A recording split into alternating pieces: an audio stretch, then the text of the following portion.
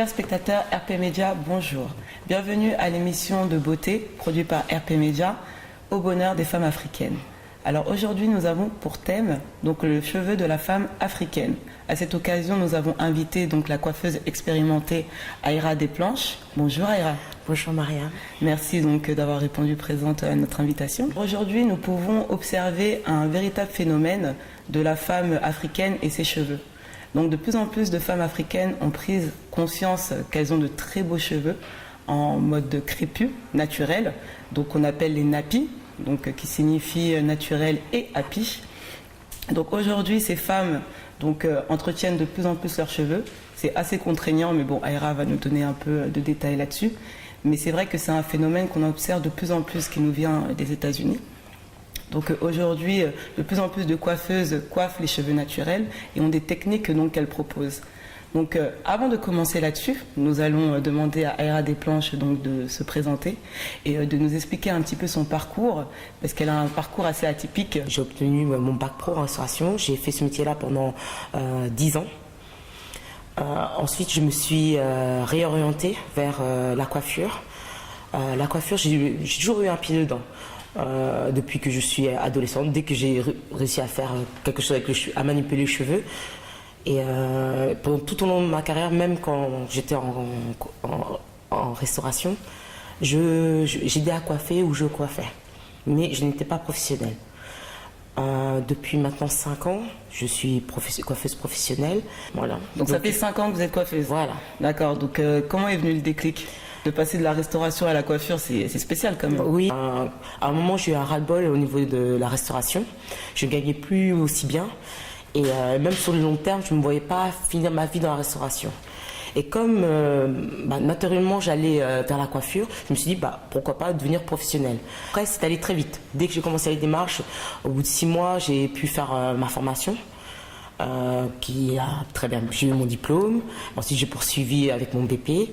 Et voilà, depuis je suis dans la coiffure et ça me plaît énormément. C'est une passion. Quand je vois comment vous êtes coiffée en plus, oui. J'imagine tout l'entretien que ça doit prendre. Vous aimez la coiffure? Oui, j'aime la coiffure. Mais par rapport justement aux cheveux naturels, j'ai pas le même parcours que justement celles qui sont nappies. Parce que quand j'entends la majorité de mes clientes, quand on parle de ce fameux retour à naturel, très jeunes, on leur a défrisé les cheveux. Donc elles connaissent vraiment leurs cheveux tels qu'ils défrisés. Donc c'est vrai que c'est totalement différent quand elle est naturelle. Donc elle me demande souvent, mais comment vous faites? Dans ma famille, on nous a toujours appris à coiffer notre cheveux naturel. Vous êtes malgache, c'est ça? Oui, d'accord. Je suis malgache. Et donc automatiquement, on nous a appris à coiffer notre cheveux tel qu'il était. Et j'ai déjà défrisé mes cheveux à 18 ans, parce que je voulais être comme la fille sur la boîte, comme nombreuses. Ouais, comme nous toutes. Oui, mais sauf que ça a tenu 6 mois. Après, tous mes cheveux sont tombés. Et ma mère, à l'époque, elle m'avait dit, voilà, tu voulais avoir les cheveux lisses, tu les as eus. Donc, du coup, j'ai dû tout couper. Donc, j'ai fait mon fameux Big Shop à l'âge de 18-19 ans. Big Shop, qu'est-ce que ça veut dire? Big Shop, c'est le fait d'enlever toute la partie défrisée. D'accord. Ce que j'ai remarqué, c'est que justement, la première chose que les clientes demandent, c'est comment j'apprivoise ma chevelure. Je pense que l'étape numéro 1, c'est d'abord de l'aimer. Parce que je rencontre beaucoup de personnes qui reviennent, enfin beaucoup, je ne pourrais pas dire de pourcentage, mais beaucoup de personnes qui reviennent au naturel, mais dans leur façon de parler de leurs cheveux, elles disent que des choses négatives. Elles ne se rendent pas compte de tout ça. Donc en général, je leur demande d'abord, acceptez votre cheveu, il faut que ce soit votre propre décision, et sachez que votre cheveu, vous en faites ce que vous souhaitez, ce que vous en voulez. C'est pas parce que c'est à la mode de revenir naturel que automatiquement il faut que vous reveniez au naturel. Faut accepter ça. Et une fois que vous avez accepté ça, votre image avec les cheveux afro, ça va très vite. Donc là, on est en train de parler du coup du phénomène naturel, oui. Effectivement. Parce que c'est vrai qu'il y en a de plus en plus, les femmes, qu'ils arrêtent de se défriser, qu'ils arrêtent les tissages. Donc la femme noire commence à aimer son cheveu. Mais il faut savoir quand même que le cheveu afro est l'un des cheveux les plus compliqués, les plus difficiles à entretenir, parce qu'il se casse en 1000 morceaux s'il est mal entretenu. Donc on a le cheveu le plus fragile comparé à la japonaise par exemple qui a le cheveu le plus fort. Donc c'est vrai que pour entretenir et avoir de beaux cheveux, il faut vraiment y aller, il faut être courageuse et avoir effectivement les bons produits à disposition. Donc là du coup, pour que les cheveux poussent et voir la beauté du cheveu afro, qu'est-ce qu'il faut faire? Alors, tout va se jouer dans les routines capillaires. Alors une routine capillaire, qu'est-ce que c'est? Oui. C'est des habitudes qu'on va avoir par rapport à son cheveu, au niveau des shampoings, des soins. En tant que coiffeur, on va leur donner des éléments pour entretenir leurs cheveux. Par exemple, l'élément de base, souvent on me dit oui, le cheveu afro, ça se démêle pas, on se bagarre avec le peigne. Il faut savoir qu'il faut avoir une bonne méthode. Une routine capillaire, c'est des bons gestes et des bons produits. Et moi, je conseille d'utiliser le shampoing traitant avec l'après-shampoing ou le soin, soit la même marque, même gamme. Comme ça permet de savoir que c'est cette gamme qui va ou qui ne va pas. Parce qu'on a tendance à vouloir mélanger. Par exemple, j'ai un cheveu qui est sec et il est cassant. Je vais mélanger, je vais prendre un shampoing pour cheveux secs et je vais prendre un soin pour cheveux cassants. C'est une erreur parce que au final, on ne saura pas qu'est-ce qui a fonctionné, qu'est-ce qui n'a pas fonctionné. Mais vous alterner. Alors cette semaine, je fais mon shampoing pour cheveux cassants. La fois suivante, je ferai pour nourrir mes cheveux. Je pense que c'est ce que je conseille à mes clientes. Et pour l'instant, j'ai eu de bons retours par rapport à ça. Alors, le shampoing nettoyant. Shampoing nettoyant. Douceur. Douceur. Le shampoing traitant. Shampoing traitant. Selon nos besoins. Et l'après-shampoing en fonction du shampoing. D'accord. Voilà. Et le masque, du coup, c'est quand? Le masque, on peut le faire après. Donc, on le fait après l'après-shampoing. Voilà. D'accord. Et après ça? Après, on rince. Et tout dépend de comment vous souhaitez vous coiffer vos cheveux. Si par exemple vous voulez raviver vos boucles, par exemple, voilà, j'ai mon cheveu comme il est, je vais utiliser un lait parce que ça va me permettre de redéfinir mes boucles et de les hydrater. Je vais avoir un effet naturel. Par contre, si par exemple je souhaite les lisser, j'utilise un thermoprotecteur avant. Et pour hydrater, je vais plus privilégier soit une crème, soit un sérum pour hydrater. Mais tout dépend de qu'est-ce que je souhaite faire après. Ça demandera de chacune. Une petite question pour quand on se couche, parce que nous, les femmes africaines, c'est compliqué. Hein. Je sais que apparemment le coton casse les cheveux. Donc, qu'est-ce que vous pouvez conseiller à une femme africaine quand elle dort pour soit préserver sa coiffure ou soit éviter que son cheveu se casse? Alors, il faut savoir que le coton, c'est une matière qui absorbe. Le mieux, c'est de vraiment utiliser tout ce qui est foulard en satin. Foulard en satin. Satin, en soie. J'ai une cliente qui m'a dit, oui, mais le problème, c'est que je me bagarre avec mon foulard. Le matin, je le retrouve au pied de mon lit. C'est une cliente qui m'a donné cette astuce-là. Elle met carrément ça sur son oreiller. Ah, voilà. Un thé d'oreiller en satin, ouais, c'est plus... Ou soit l'achète, ou soit elle le fait elle-même. C'est selon le budget de chacune. Et c'était vraiment une bonne méthode pour éviter que le côté où on dort tout le temps, ça se casse. Souvent, ça arrive. Et aussi pour les femmes voilées, souvent le voile est en matière synthétique.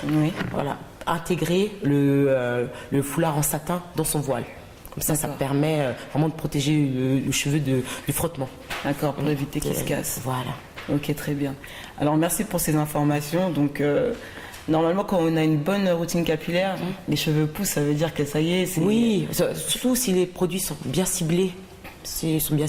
Vous faites votre routine. Oui. Non, tout devrait rouler après. Il y a de plus en plus de marques donc, pour les cheveux afro et métissés. Donc, je vais vous en citer quelques-unes, Mizani, Keraker, des essentiels, ou bien des marques bio telles que Noir au Naturel, Chez Mosture, Les Secrets de Loli, et j'en passe. Il y a même des marques comme Garnier et Doc qui se mettent aux cheveux afro. Oui. Incroyable, mais bon, on est contente parce que là, du coup, on a du choix. Du choix, oui. Alors, vous, en tant que coiffeuse expérimentée, est-ce que vous pouvez nous orienter sur les meilleures gammes? Parce que c'est vrai qu'elles coûtent assez cher, mais qu'est-ce que vous pourrez conseiller en priorité aux femmes africaines pour entretenir leurs cheveux? Donc, il y a deux types. Il y a la femme qui a les cheveux naturels, donc non défrisés, et la femme qui a le cheveu défrisé, comme moi, par exemple. Donc on va commencer par Non défrisé. Qu'est-ce que vous conseillerez comme produit? Comme marque. Comme marque de produit, effectivement. Par rapport aux marques phares que j'aime bien, c'est Caracaire. Caracaire pour les cheveux naturels. Pour les cheveux naturels. Oui. C'est une marque que j'utilise et que j'aime beaucoup. J'aime beaucoup. Je suis tombée amoureuse de cette marque-là en l'utilisant, tout simplement. Après, tout dépendra de son cheveu. Il faut qu'elle teste. Parce que peut-être Caracaire, ça me va. Peut-être quelqu'un d'autre, ça n'ira pas. Après, au niveau des marques, il y a aussi Mizani, que j'aime bien. Ils ont fait une gamme de texture qui est pas mal. J'ai eu de bons retours sur la gamme Chimosture. Qui est une marque bio qu'il faut rappeler. Oui. Puisque Caracaire et Mizani, c'est des marques professionnelles. C'est des marques professionnelles. Alors que les femmes naturelles, généralement, elles souhaitent avoir des produits vraiment bio. Oui, en effet. Donc après, si elles veulent des produits bio, qu'est-ce qu'elles vont... Il y a marque Noir Naturel. Noir Naturel, c'est pas mal. Justement, elles vont retrouver dans le shampoing une crème de shampoing avec une texture assez lourde. Et ça leur plaît parce qu'elles sentent vraiment que le produit est naturel. Donc au niveau de la texture, c'est beaucoup moins moussant qu'un shampoing de chez Caracaire ou Mizani ou d'autres marques. Cheveux défrisés comme moi, qu'est-ce que vous conseillerez pour avoir un entretien au quotidien? Chez Mizani, ils ont la gamme Moisture Fusion pour cheveux secs et cassants, parce que ce qui peut arriver justement quand on a un cheveu qui est défrisé, elle est vraiment pas mal. Et quand on a un problème de cheveux secs, ils ont la gamme Supremol. Au niveau de l'hydratation, elle est vraiment top. Là, je parle beaucoup de la marque Mizani. C'est juste à titre d'exemple, parce que chez Caracaire aussi, on peut trouver les mêmes produits pour cheveux affaiblis. Design essentiel, ils ont une gamme, c'est la gamme violette, parce qu'ils ont deux couleurs, couleur violet et vert. Le violet sera pour cheveux affaiblis, vert sera plus pour le cheveu naturel. Et ils ont le soin revitalisant de chez Design qui est vraiment pas mal. Et on n'a pas besoin de laisser poser longtemps. Donc pour celles qui sont pressées, c'est vraiment top. Pour une routine capillaire de base, alors je conseille souvent de commencer par avant le shampoing, faire un masque de nuit si on a un cheveu cassant ou un bain d'huile si on a un cheveu sec. Ça c'est ce qu'on va faire avant. Ensuite bien démêler son cheveu. Le shampoing, moi je conseille de faire un shampoing nettoyant pour bien nettoyer le cheveu et le cuir chevelu et surtout le débarrasser de toutes les matières grasses et polluantes. Ensuite, on fait le shampoing nourrissant et quand on utilise le shampoing nourrissant, je conseille de laisser poser 1 minute, comme ça a le temps d'agir. On a toujours tendance à rincer vite. Ensuite, on fait le soin. C'est mieux que ce soit la même marque. Quand j'ai des clients qui me disent oui, j'ai un cheveu sec et cassant, dans ce cas-là, alterner une gamme pour cheveux nourrissants pour nourrir et une gamme pour cheveux cassants. Après, je pose mon soin, je rince. Tout dépend une fois que vous avez rincé votre cheveu, tout dépend de ce que vous souhaitez faire. Si, comme Mariama, vous avez les cheveux courts et défrisés, il faudra utiliser la mousse wrap avec ce type de brosse qui va vous permettre de bien plaquer vos cheveux et le foulard. Après, si vous avez un cheveu, on va dire naturel ou autre, ou avec de la longueur, vous pouvez utiliser le spray démêlant. Ça va vous faciliter justement le démêlage. Et ensuite, vous avez au niveau des produits hydratants au quotidien, vous avez sous forme de lait et sous forme de crème ou spray. Vous avez ce type, tout dépendra de ce que vous souhaitez faire. Si vous ne voulez pas abîmer votre lissage, je vous conseillerais d'utiliser plutôt une crème. Après, si vous voulez raviver vos boucles naturelles, ce sera plus un spray. Tout à l'heure, on a parlé du lissage. Il faut toujours mettre un protecteur de chaleur juste avant de les lisser. Et pour finaliser son coiffage, c'est ce qu'on appelle les lisseurs de bordure, quand on veut plaquer. Très bien. En tout cas, merci de nous avoir éclairé sur la chevelure africaine. Donc, je vous remercie encore une fois d'avoir accepté de venir et de répondre à nos questions.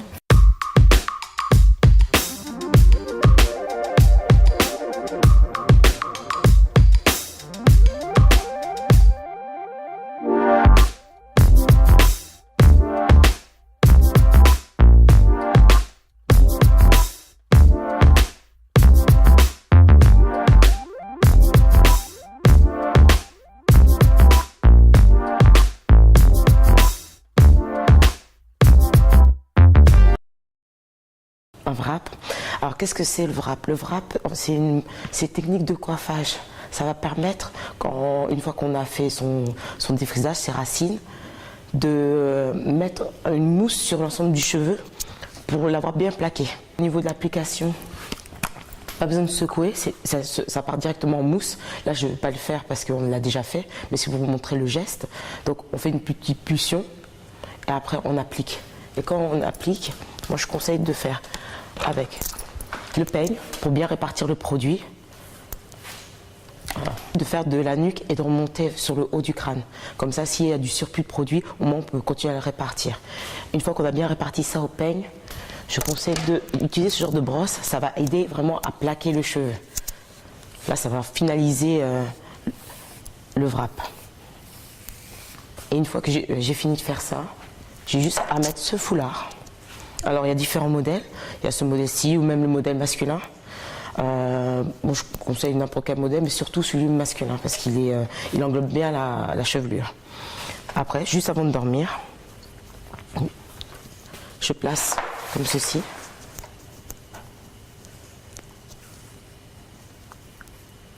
Quitte à bien, même si ça ferme les oreilles, c'est pas grave. Donc le cheveu est bien mis sous le filet. Ça, c'est le système du wrap. Ça, c'est le système du wrap. Alors, ça sert à quoi, en fait, finalement? Le wrap, ça va permettre de plaquer les endroits où on ne va pas forcément réussir à mettre le fer pour le coiffer. Au moins, on a déjà une base de travail. Certaines personnes aiment quand c'est totalement plaqué. Mariam, elle a les cheveux avec une certaine longueur. Il y a des personnes qui ont les cheveux beaucoup plus courts. Donc, c'est vraiment un coiffage très simple. Et moi, je conseille de faire ça. Pourquoi? Avant de dormir, comme ça prend pendant toute la nuit, ça permet de sécher. Et le matin, on a juste à défaire, comme là, ce que j'ai fait au tout début. Juste à défaire. Le cheveu est déjà plaqué.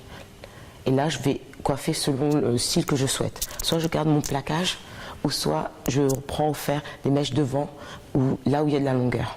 Alors, petite précision, donc le wrap, ça marche sur les cheveux défrisés. Est-ce que ça marche sur les cheveux aussi nappis? Non, moi je conseille cette méthode-là uniquement sur cheveux défrisés, surtout quand on a les cheveux courts. Donc il y a plusieurs systèmes de fer. Oui. Donc là, pour un cheveu très court, on prend un mini-fer? Oui, on prend un mini-fer parce que ça permettra de bien placer là où j'ai de la longueur. Quand je vais placer, ça va permettre de bien placer mon mouvement.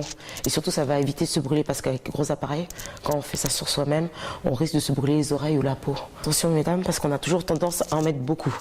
Donc ça, on en met un peu. Voilà, juste une pulsion suivant la chevelure, voire deux. Mais je conseille d'y aller par touche. Donc là, je chauffe bien dans mes mains. Quand vous répartissez vos produits, on a tendance à tout mettre devant. Et après, on se plaint que derrière, ça se casse ou le cheveu est très sec.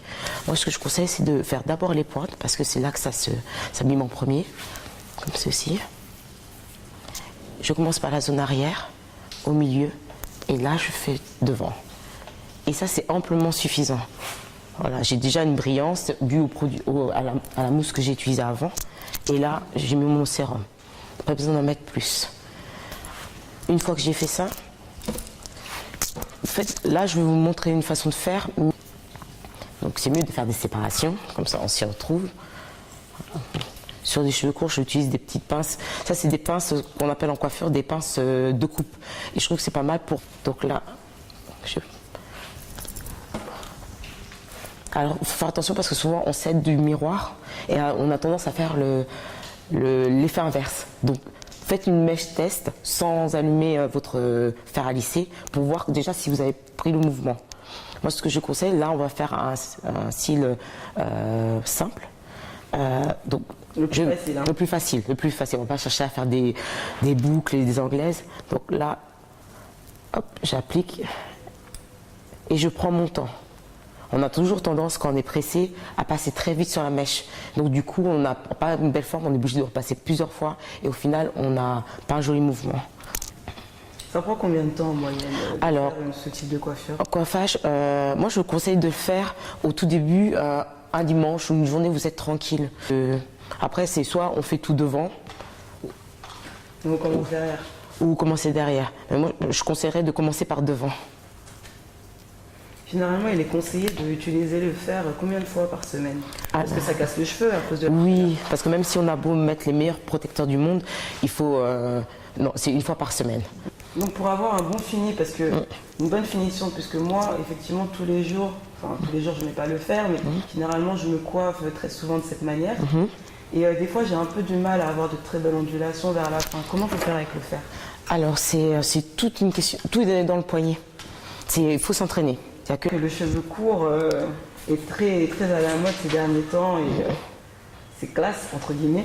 Oui. Mais c'est vrai que pour un entretien de la coiffure du cheveu court, il faut souvent couper, faire les contours ou... Alors déjà, surtout quand on a un cheveu défrisé, faut faire les racines régulièrement. En général, les personnes font les racines tous les 3 à 4 semaines, suivant comment le cheveu pousse vite. C'est là qu'en général que les femmes se rendent compte que leurs cheveux poussent. Donc il y a ça, faire les racines. Quand vous faites les racines, rafraîchir la coupe. J'ai même des clientes qui viennent au bout de 2 semaines pour juste rafraîchir la coupe parce qu'elles sentent qu'elles ont du mal à coiffer leurs cheveux. Donc ça demande beaucoup d'entretien et de visite au coiffeur. Oui, c'est un budget. Quand on décide de se défriser les cheveux, ça demande beaucoup d'entretien contrairement aux idées reçues. Parce que moi je me rappelle, mes tantes elles me disaient oh, je défrise et j'ai plus rien à faire. Ce qui est totalement faux. C'est là où justement il y a plus à faire. Et pour éviter qu'on se retrouve avec un cheveu qui est cassant, il est vraiment impératif de faire des soins, que ce soit à la maison comme au salon. Après, il faut vraiment se renseigner auprès des coiffeurs professionnels. Les femmes, quand elles passent aux cheveux courts, elles se disent le matin, c'est un gain de temps, je n'ai rien à faire. C'est clair que le matin, c'est rapide. Mais après, c'est plus au niveau de l'entretien que ça va demander de l'attention. C'est pour ça qu'en général, quand une cliente passe aux cheveux courts, je lui précise l'entretien qu'il va falloir faire. Et si elle est prête à faire cet entretien-là. Parce que quand on a les cheveux longs et qu'on a des racines naturelles qui viennent, on peut toujours tricher en lissant bien la racine, en attachant le cheveu. Alors que sur un cheveu court, on ne peut pas le faire.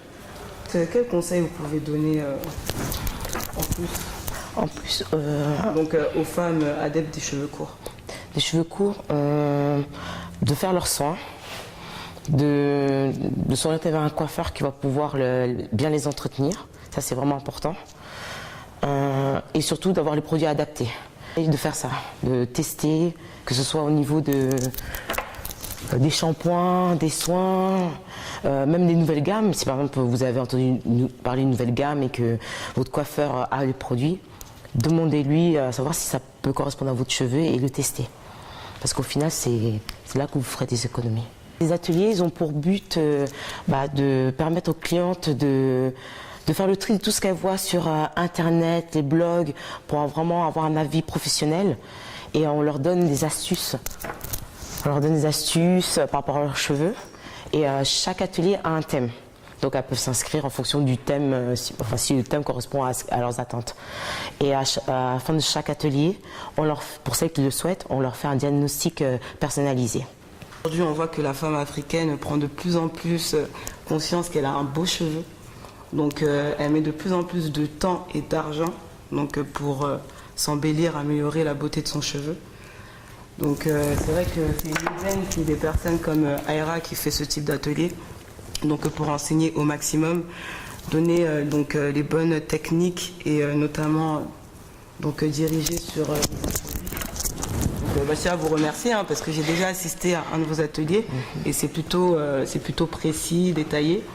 Et franchement, je vous encourage en espérant qu'il y en aura de plus en plus. On va faire en sorte un peu refroidir.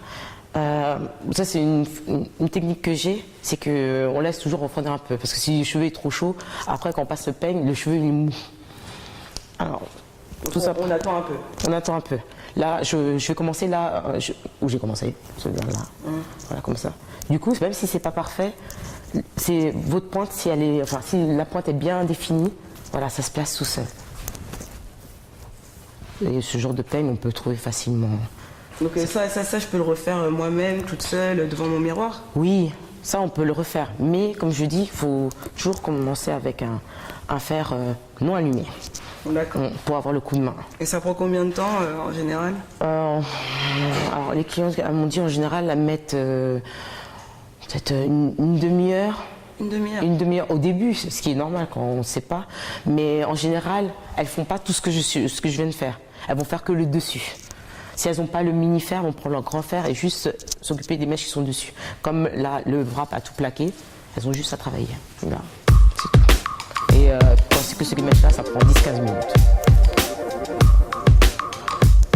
Moi, je vous laisse observer la coiffure. Donc merci beaucoup Aïra pour cette démonstration. Il n'y a pas de quoi. Merci à tous et à très bientôt.